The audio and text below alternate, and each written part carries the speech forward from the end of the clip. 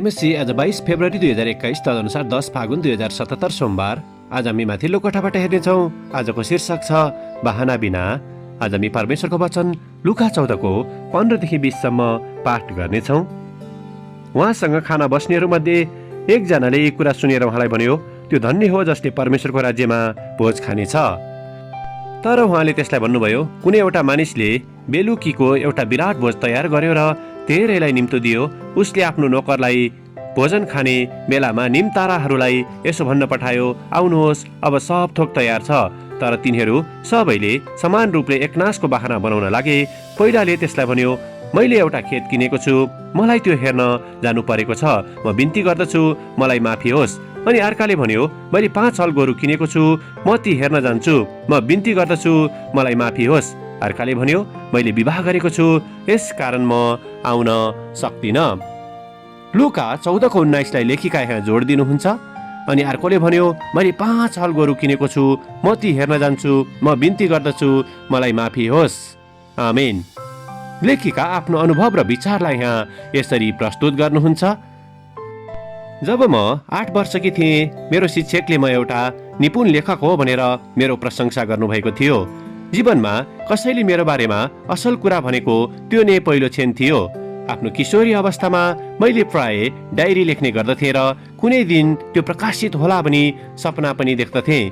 तर हरेकचोटि मैले परमेश्वरबाट केही लेख्न घचघचाहट पाउँदा म अन्य कामहरूमा व्यस्त हुने गर्दथेँ। परमेश्वरले चाहना गर्नुभएको कुराबाट ध्यान भङ्ग गर्ने अन्य कुराहरू ती हुने गर्दथे।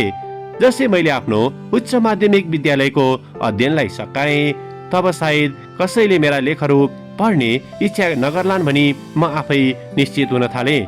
त्यसपछि दशकौंसम्म मैले परमेश्वरबाटको घचघचाहटलाई विभिन्न बहानाले टार्न थालेँ। यद्यपि प्रार्थना र कसैको सहयोगबाट यो वर्ष मैले परमेश्वरको अगुवाईलाई पछ्याउने निर्णय गरेकी छु। लुकाको सुसमाचारमा येशूले एउटा महान भोजको दृष्टान्त बताउनु हुँदछ। त्यहाँ निम्तो दिएका हरेकले भोजमा सामेल नहुने आफ्नै आफ्नै कारणहरू प्रस्तुत गर्दछन्। एकजनाको खेतमा काम गर्नुपर्ने हुँदछ भने अर्कोको गाईबस्तुको गोठालो हुने काम हुँदछ। के हामीले पनि जीवनमा परमेश्वरसँग त्यही किसिमको बहाना त बनाएका छैनौँ? कसैलाई सायद पकाउन मन पर्दछ, तर पनि उसलाई कुनै आश्रममा गएर पकाएर सेवा दिने समय हुँदैन। कोही व्यापार र शिल्प विज्ञानमा निकै सिपालु हुँदछन्, तर पनि ऊ मण्डलीको सेवकाईमा ती सिपहरू प्रयोग गर्न सक्दैन। विचार गर्नुहोस्, हामीले बहाना बनाउन छाड्यौँ भने जीवनमा कति धेरै कामहरू सिद्ध गर्न सक्दछौँ होला। जब हामी जे हौँ र त्यो सबै दिँदछौँ, तब परमेश्वरले चाहना गर्नुभएको जस्तै राज्यको सिर्जना गर्ने काममा हामी अग्रसर हुन सक्दछौँ। आमेन। आजको विचार, अरूहरूलाई सेवा पुर्याएर हाम्रो वरदान बाँड्ने कार्यले एउटा असल संसारको सिर्जना गर्दछ। प्रार्थना।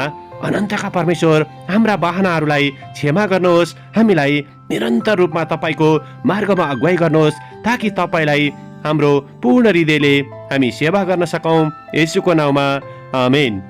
आजको लेखिका केली एस्टेस, भर्जिनिया, अमेरिका। आजको प्रार्थनाको विषय परमेश्वरबाट पाएको वरदानलाई सदुपयोग गर्नको निम्ति।